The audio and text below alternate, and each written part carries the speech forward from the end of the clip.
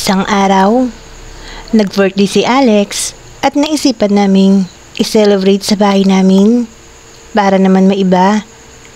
Kilala na nila mami at daddy at ni lola si Alex. Tinulungan ko si sis na maghanda ng mga pagkain. So around 3 p.m., nakaayos na ang bahay namin at ang kulang na lang bali yung cake na ipinagawa ni sis.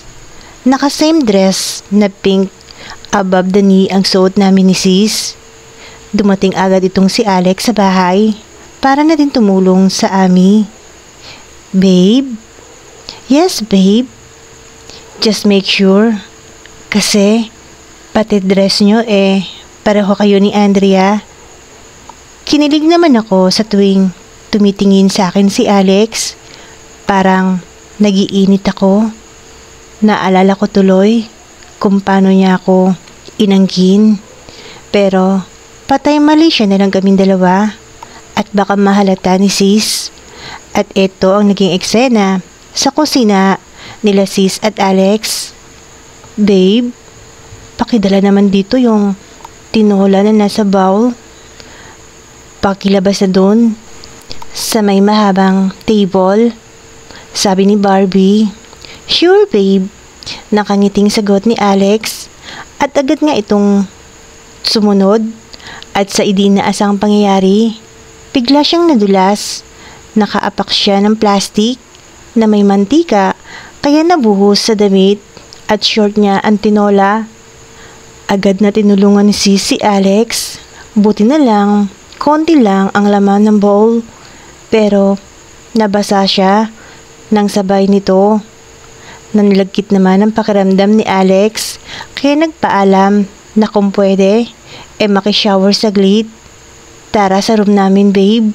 May sarili naman kaming CR doon, sabi ni Barbie.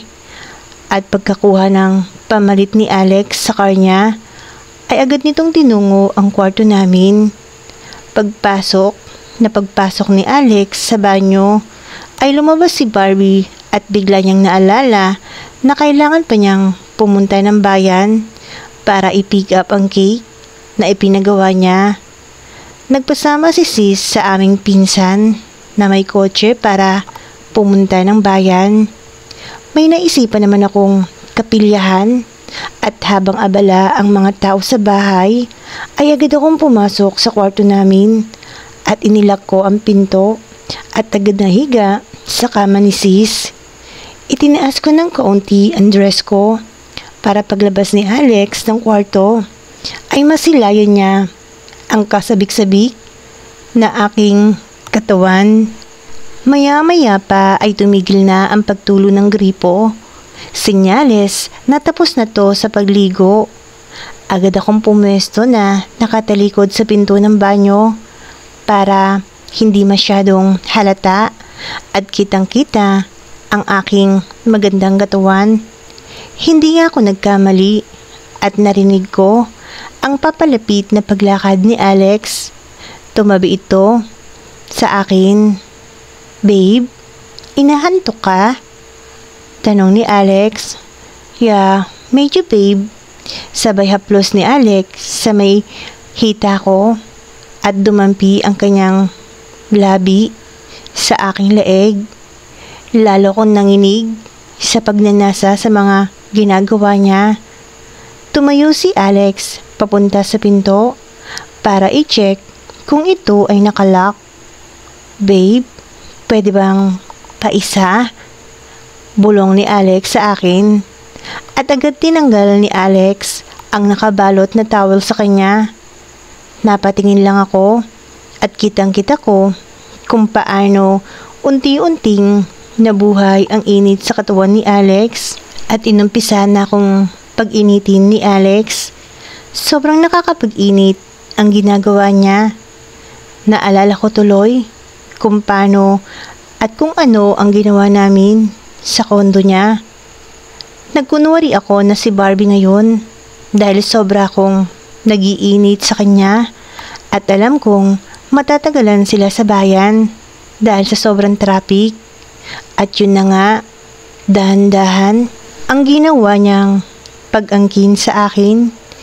Kitang-kita ko kung paano ang pagnanasa na nasa kanyang mga mata. Ramdam na ramdam ko yon sa bawat haplos at pag-angkin niya sa akin. Napatitig sa akin si Alex. Siguro nag-aalangan siya o nagdadalawang isip kung ako ba ang kanyang babe o ang kakambal ng kanyang girlfriend. Pero bago niya pa matukoy na kung sino ako, itinulak ko siyang bahagya at ako na ngayon ang nagtatrabaho para sa amin. Grabing saya ang nararamdaman ko. Bawat segundong may nangyayari sa amin, nakakaiba. Sa totoo lang, enjoy na enjoy ko ang ganito. Hindi ko na nga ata mabilang kung ilang beses kong narating ang rurok ng kasiyahan at ilang sandali pa ay sabay na naming narating ni Alex ang kasiyahan. Alam ko, nakakatunog na to na hindi ako ang kanyang girlfriend, kung kaya't matapos ang mainit na sandaling yon ay agad na nagbihis si Alex para lumabas ng kwarto dahil baka mahalata ng tao na wala kami sa labas. Ako naman ay nagpunta ng banyo para maligo saglit. Samantala, pagkalabas ni Alex ng kwarto ay nabigla ito. Babe, ngayon ka lang ba natapos mag-shower? Kakauwi lang namin. Kinuha namin itong cake mo, sabi ni Barbie. Ha? Nasambit ni Alex. At napatingin si Alex, sabay balik tingin kay Barbie. Sa isip-isip ni Alex, kaya pala parang kakaiba. Yung nakaniig ko, si Andrea pala yun. Napangiti na ng lihim si Alex. Talagang si Andrea. Gagawa at gagawa ng paraan para muling maulit ang nangyari sa amin sa kondo noon. Ngunit may kakaibang kilig din naman ang naramdaman ni Alex. Magkaibang-magkaiba talaga ang magkapatid pagdating sa pakikipagniig. Game na game si Andrea, samantalang si Barbie kahit paano ay may konting kahinhinan. Nagpatay mali siya na lang si Alex at inasikaso nila ang kanyang party. Samantalang itong si Andrea ay masayang masaya ang kanyang pakiramdam dahil muli natikman niya si Alex ang kanyang laging pinapangarap na matikman at maangkin na muli.